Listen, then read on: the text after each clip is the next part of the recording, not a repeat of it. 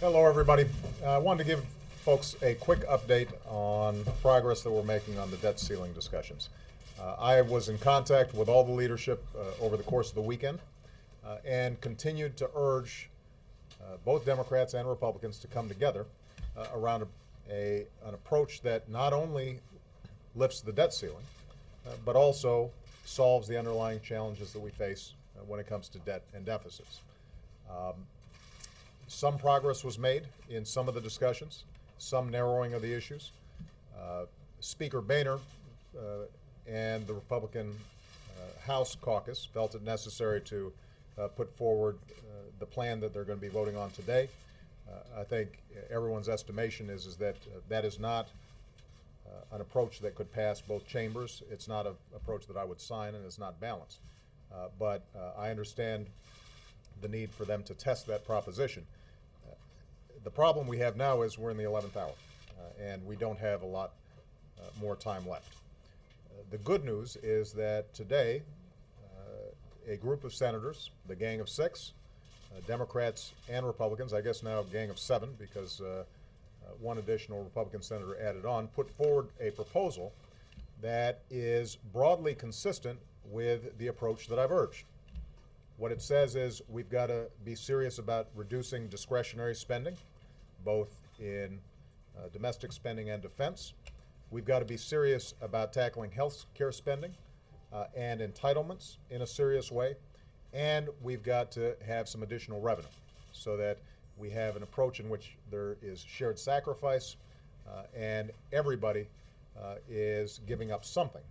And so for us to see Democratic senators acknowledge that we've got to deal with our long-term debt problems that arise out of our various entitlement programs, and for Republican senators to acknowledge that revenues will have to be part of a balanced package that makes sure that nobody is disproportionately hurt from us making progress on the debt and deficits, I think is a very significant step. And as I said, the framework that they put forward is broadly consistent with what we've been working on here in the White House and with the presentations that I've made to the leadership when they've come over here. So here's where we stand. We have a Democratic president and administration that is prepared to sign a tough package that includes both spending cuts, modifications to Social Security, Medicaid, and Medicare that would strengthen those systems and allow them to move forward, and would include a revenue component. We now have a bipartisan group of senators who agree with that balanced approach.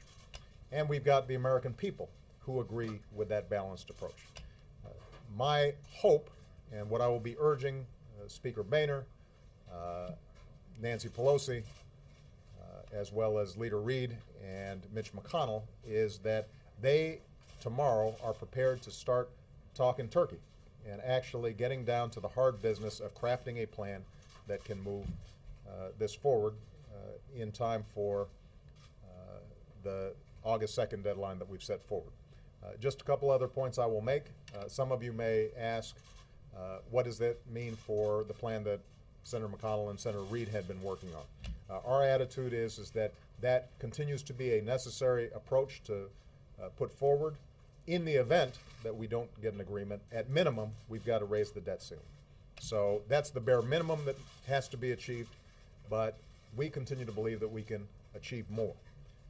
And so I want to congratulate the Gang of Six for coming up with a plan that I think is balanced. We just received it, so we haven't reviewed all the details of it.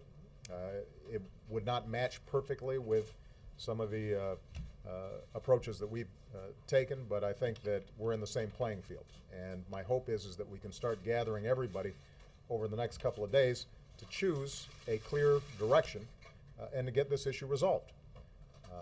So far, at least, the markets have shown confidence that leadership here in Washington are not going to send the economy over a cliff. But if we continue to go through a lot of political posturing, if both sides continue to be dug in, if we don't have a basic spirit of cooperation that allows us to rise above immediate election year politics and actually solve problems, then I think markets here, the American people, and the international community are going to start reacting adversely fairly quickly. So I think it's very important for in these next couple of days to understand we don't have any more time to engage in symbolic gestures. We don't have any more time to posture. It's time to get down to the business of actually solving this problem. And I think we now are seeing the potential for a bipartisan consensus around what that would take. It will be hard. It will be tough. There's still going to be a lot of difficult negotiations that have to take place in order for us to actually get something done. And as I said, we have to have that fail-safe that Senator McConnell and Senator Reid are working on. But the hope is that everybody seizes this opportunity. All right? Okay, guys, I'm going to let Jay answer questions today. I think I've been pretty good to you guys. But after the votes today in the House, I'll call up Speaker Boehner and the other leadership, and we'll arrange for times where we bring folks back here. And hopefully, we'll be able to report on some additional progress over the next few days. All right? Thank you very much, guys. Supporting the Gang of Six plan? Would that be in the next day? Well, as I said, I think what you're going to be seeing is an evaluation of that plan versus the things that we've been looking at. I think what you're going to see is some significant overlap. But obviously, just because we might agree in principle with a range of issues with 6 senators or 7 senators, that doesn't get us out of the House of Representatives. That doesn't get us out of the Senate. There's going to have to be a broader agreement on the part of all the leadership that we're going to get this done in a serious way, and we've got a tight deadline to do it. All right? Thanks, guys.